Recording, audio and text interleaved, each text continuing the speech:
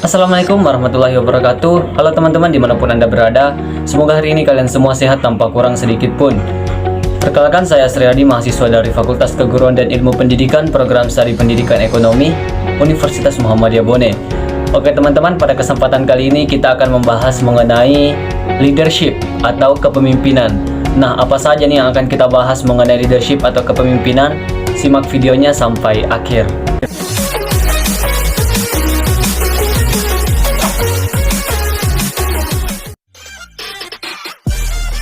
Nah, oke teman-teman, kadangkala ada yang mengartikan bahwa kepemimpinan dengan pemimpin adalah hal yang sama. Perlu kita ketahui bahwa keduanya ini memiliki makna yang berbeda, meskipun keduanya tidak bisa terlepas atau saling berkaitan atau berhubungan. Nah, kalau kita berbicara tentang kepemimpinan hanya ditambahkan imbuhan ke dan akhiran an dari kata pemimpin tadi. Makanya kadangkala ada yang mengartikan bahwa sama.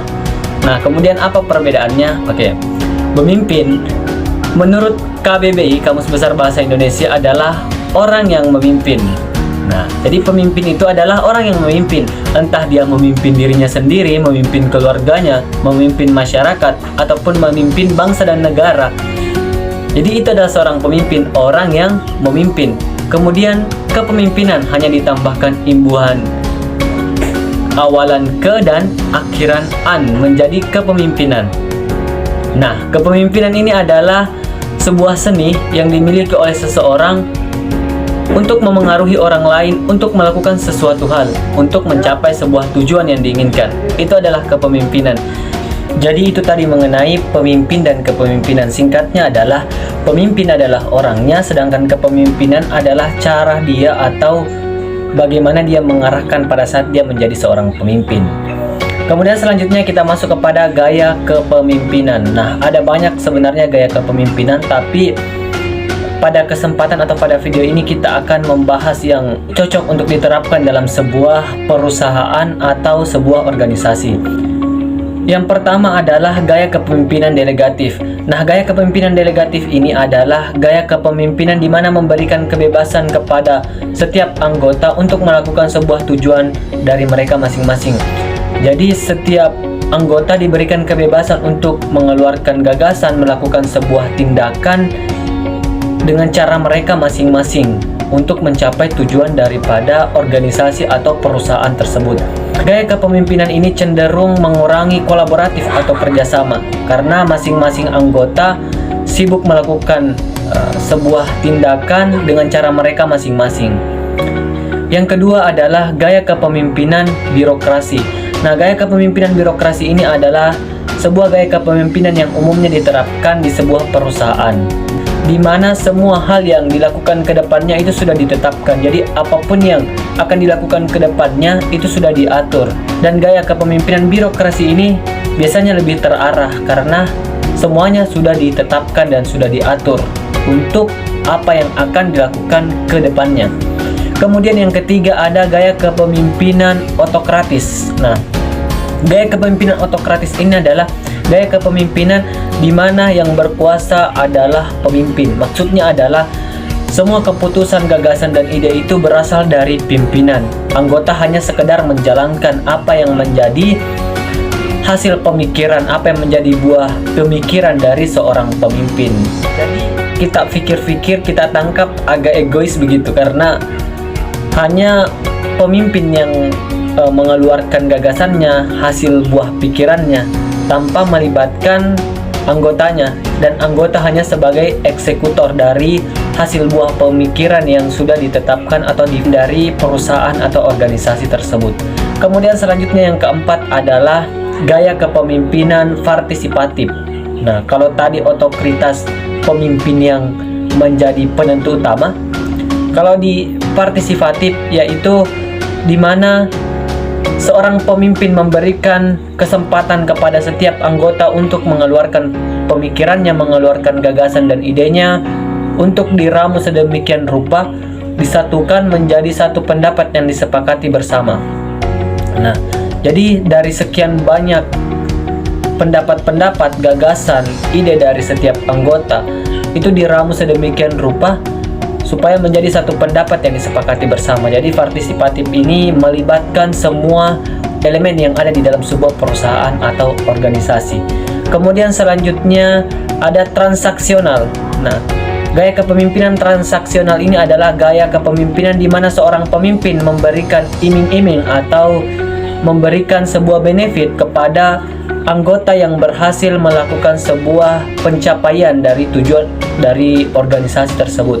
Jadi, gaya kepemimpinan transaksional ini cenderung memberikan rasa semangat kepada setiap anggota karena adanya iming-iming benefit atau penghargaan dari pimpinan atau dari pemimpin yang memiliki jabatan tertinggi dalam sebuah perusahaan atau sebuah organisasi.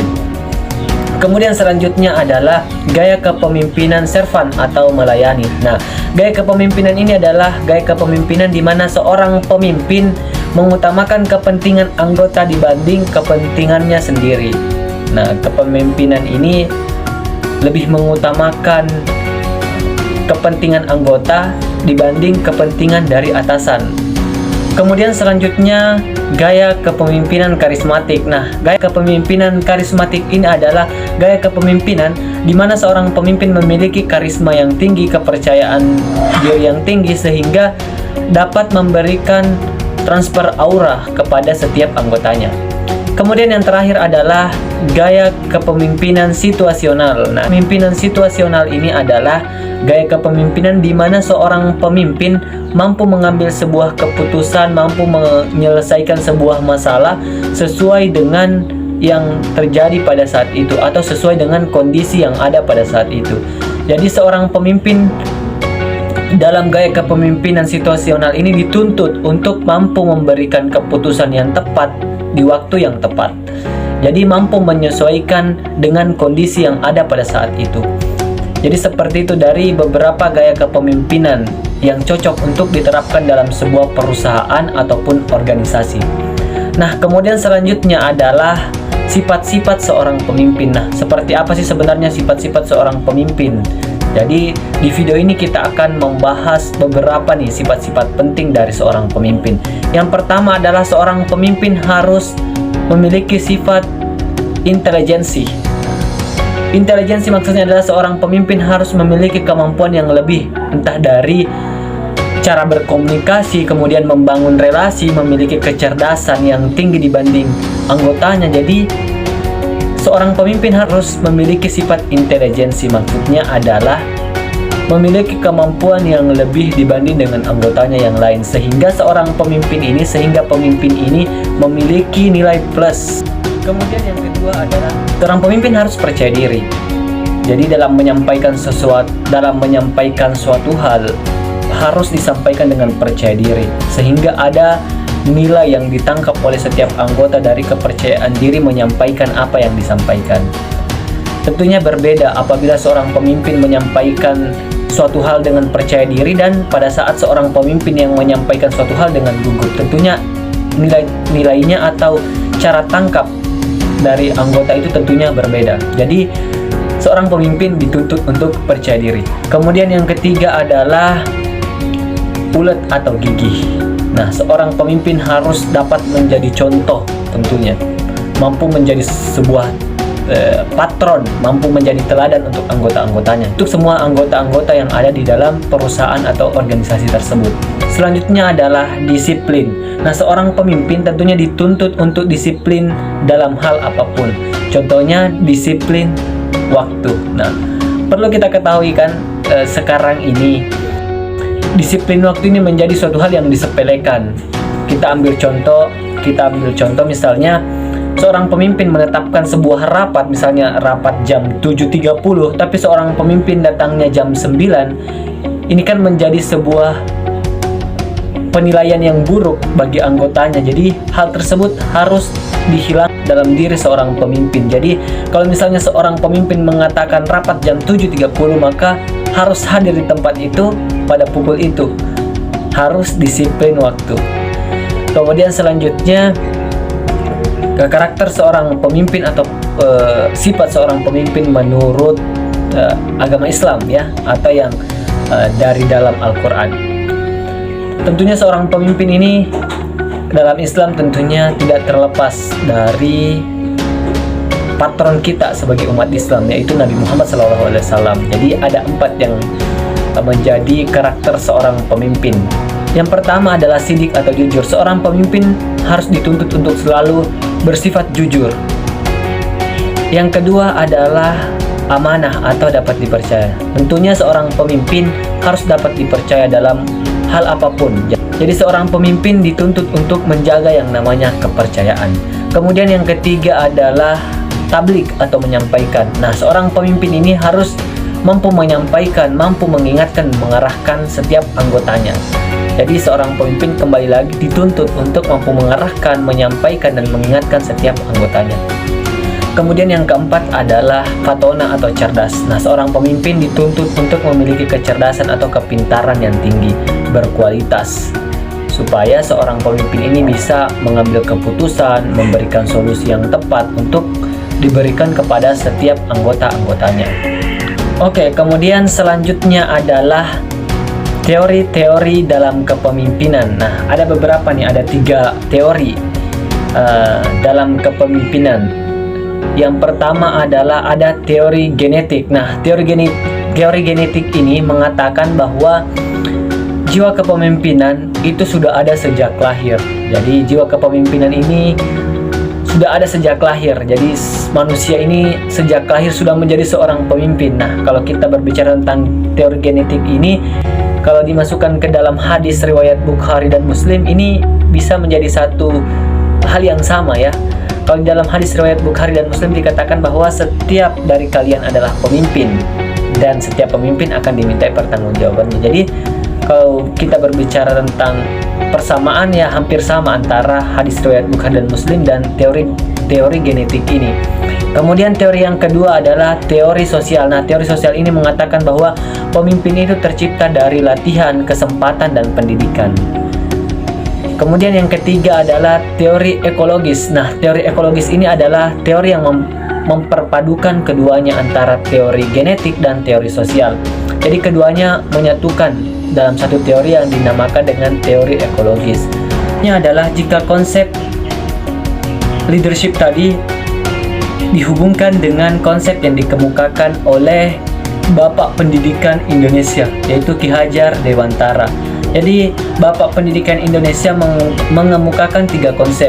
Yang pertama adalah Bapak Pendidikan Indonesia mengatakan bahwa Ingarso Sumtolodo. Maksudnya adalah seorang pemimpin harus mampu menjadi suri toladan. Jadi seorang pemimpin harus mampu menjadi contoh dalam hal apapun. Kemudian yang kedua, Bapak Pendidikan Indonesia mengatakan bahwa Ingmadia membangun karso. Maksudnya adalah seorang pemimpin harus mampu menjadi penggugah semangat, mampu menggugah semangat, memberikan semangat kepada setiap anggotanya untuk melakukan sebuah tindakan. Kemudian yang terakhir, Bapak Ki Hajar Dewantara mengatakan bahwa tuturi handayani. Maksudnya adalah di tengah kesibukan seorang pemimpin tetap harus mampu memberikan dorongan semangat dan memberikan semangat kerja kepada setiap individu atau setiap anggota-anggotanya, sehingga anggota tersebut tetap semangat dalam melakukan pekerjaan-pekerjaan mereka meskipun tanpa ada hubungan langsung dengan pemimpinnya, tetapi ada dorongan semangat dan dorongan moral yang diberikan oleh seorang pemimpin. Jadi dari ketiga konsep tersebut jika dihubungkan dengan teori leadership tentunya sangat relevan, sangat bagus untuk diterapkan dalam kepemimpinan. Entah yang pertama tadi Ingkarso Sumtolodo, kemudian Ingmadia Membangun Karso, dan Tuturi Handayani. Jadi itu tadi teori 3 konsep yang dikemukakan oleh Bapak Pendidikan Indonesia Ki Hajar Dewantara. Oke teman-teman, mungkin cukup sekian materi kita pada video kali ini. Semoga apa yang saya sampaikan pada kesempatan kali ini itu bermanfaat bagi teman-teman, bisa dipahami oleh teman-teman. Dan terakhir, jangan lupa berikan like dan tinggalkan jejak di kolom komentar ya, di kolom komentar beri. Dan terakhir sekali yang saya sampaikan, tetap semangat menjalani keseharian Anda. Tetap fokus pada tujuan Anda, dan saya akhiri dengan ucapan billahi fisabilillah fastabiqul khairat. Assalamualaikum warahmatullahi wabarakatuh.